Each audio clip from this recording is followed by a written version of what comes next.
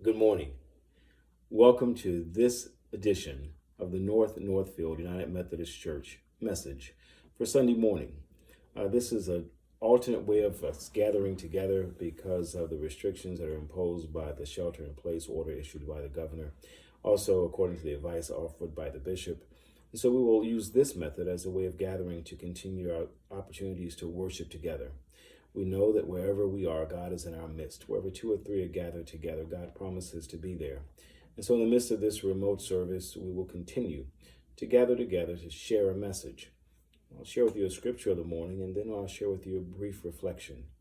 Most of all, allow us to take comfort, indeed a word of encouragement, as we think about the ways that we're able to continue to gather in spite of our inability to be together in our physical worship space. Reach out to one another. Invite others to listen to this message. I look forward to receiving your feedback. We will continue to improve upon this method of offering a way for us to connect. Our background scripture today comes from Psalm 46, a very familiar, very powerful, and I hope you will find a very fitting psalm for us in the midst of our current conditions, our current circumstances. Hear now these words. God is our refuge and strength, a very present help in trouble. Therefore we will not fear, though the earth should change, though the mountains shake in the heart of the sea, though its waters roar and foam, though the mountains tremble with its tumult. There is a river whose streams make glad the city of God, the holy habitation of the Most High. God is in the midst of the city, and it shall not be moved. God will help it when the morning dawns. The nations are in an uproar, the kingdoms totter. He utters his voice, the earth melts. The Lord of hosts is with us. The God of Jacob is our refuge. Come, behold the works of the Lord. See what desolations he has brought upon the earth. He makes wars cease to the ends of the earth. He breaks the bow and shatters the spear. He burns the shields with fire. Be still and know that I am God. I am exalted among the nations. I am exalted in the earth. The Lord of hosts is with us. The God of Jacob is our refuge. As a simple morning meditation for today, I've chosen the very brief topic. Never fear. God is with us. We have no reason to fear the things that are happening around us, although there are many answers that we cannot receive for the questions that so many of us have. But there are many lessons that we learn about the importance of the ministry and the mission, the witness of the church. This is not our first time experiencing something like this. Very interestingly, we realize that God allows us to be reminded through songs, through scriptures, through many of the common practices, that there are many ways that we gather and we're reminded of his abiding presence with us. We move forward, we persevere, we endure. And so we'll draw upon these lessons. I hope that you will draw upon the things that remind you of God's presence. What is so interesting, and even the introductory or the explanatory comments for this psalm, it reminds us this is God's defense of his city and his people. This is a psalm that is written to the leader, or the Korites, according to Alamoth. It's entitled A Song. There are many songs that remind us of God's presence, the way that God continues to guide us. But these songs that we have learned are not only songs from the Bible. These are songs that we've learned from the hymnal. These are songs that we've learned from the pews. These are songs that we've learned from other moments of trial, other times of suffering. And therefore, we're able to persevere. Indeed, we think about what is confronting us now, this pandemic. This is not our first pandemic. This is not our first epidemic. And as Christians, in the midst of this season of Lent, we know how the story ultimately ends. The story ends victoriously, that God's will be done, that God's people will be restored, that God's people will be protected, that the people of God will be able to be the hands and the feet of God, reaching out, demonstrating acts of love and acts of compassion. That is what will make a profound difference in our communities, within our congregations, and in this case, even around the world. I was so surprised to run across a very recently published academic article that was published in December of 2019, almost as if it were able to predict our current circumstances.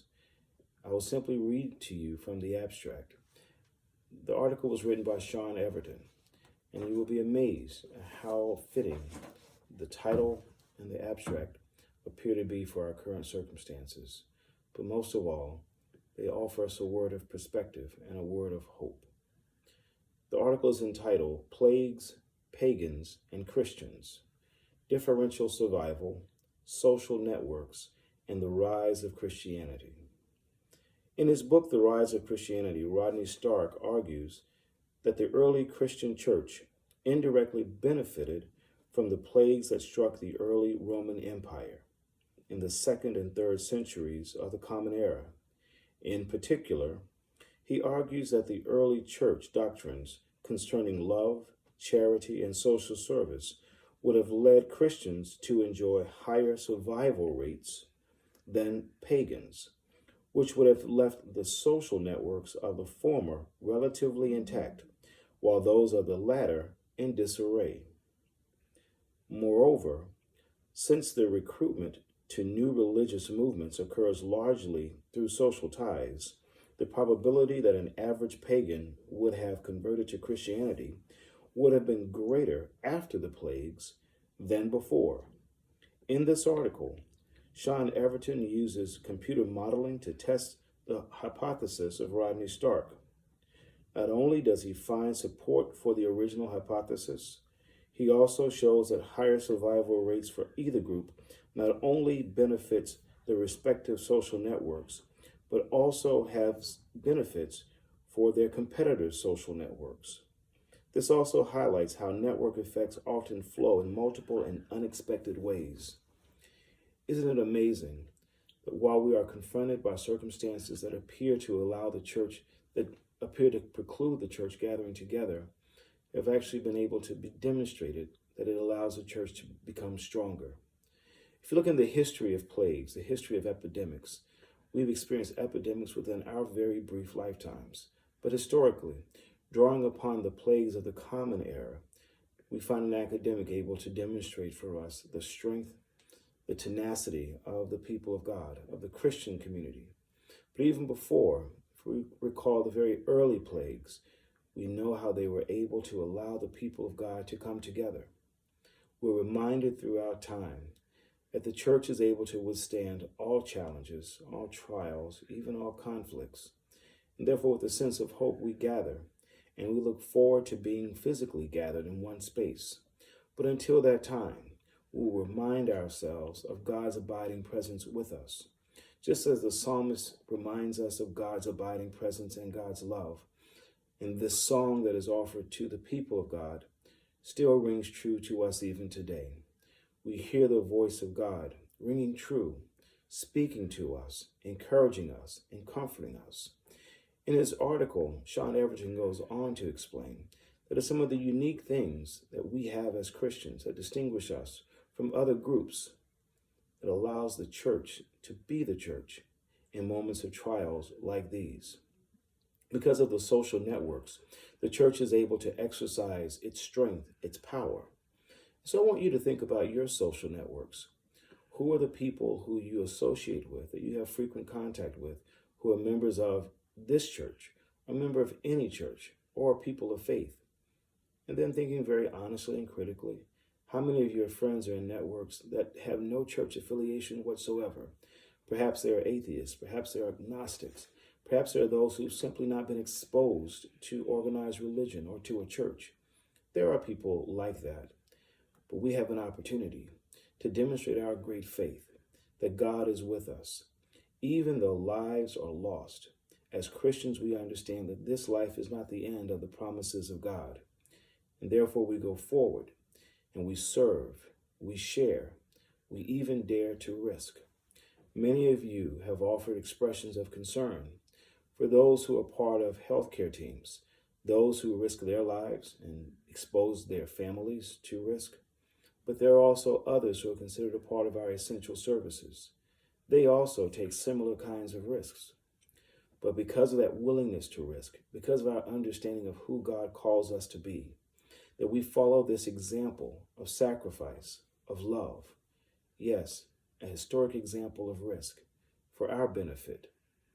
As we continue to be the arms and feet of Jesus in these modern trying times, the world will witness what it means to be a people of faith. As Sean Everton explains, the pagans could not find an explanation. Those who relied upon modern-day philosophers of their time, they could offer no credible explanations. This simply appeared to be a fluke, a random event. But for Christians, we understand that trials provide for us opportunities to demonstrate our faith, to demonstrate our love, and most of all, to demonstrate our abiding hope. Therefore, we are not gripped by fear, we are instead strengthened by faith. And therefore, in the midst of this current trial, remember, it is our faith that will sustain us. It is our faith that will guide us. What are the reminders of that faith? The songs that we've learned. Not just the song of this particular song, but the songs of many of the hymns that we've learned. The songs of other songs that we've learned to sing. In times of trial, your soul can be inspired. Your soul can be lifted. The troubles can be removed, and you will find the strength to persevere. Even Paul reminds us in Romans that suffering produces endurance. Endurance produces character, and character produces hope, and that hope does not disappoint us. So while so many others are looking for answers, while so many others are gripped by fear, allow your faith to provide a foundation to send you forward. Not to do things that are foolish, not to take on unnecessary risks, but to understand that we believe that God will continue to guide us and protect us, that our acts of love and our acts of compassion will reflect our faith. And when this is over, yes, it will end one day, that the world will be able to see the bold witness of Christians. I invite you to continue to be people of prayer, to strengthen your networks, to reach out with a phone call, a letter, an email message, a Facebook post, however you choose to connect to the community. But don't let fear grip you. Allow your faith to allow you to stand. Allow your faith to make your witness bold. Allow your faith to be the source of your strength. We will persevere. God has promised us, and the songs of old continue to remind us. Thanks be to God for the love we have received, for the great example that we follow even to this day. Be blessed.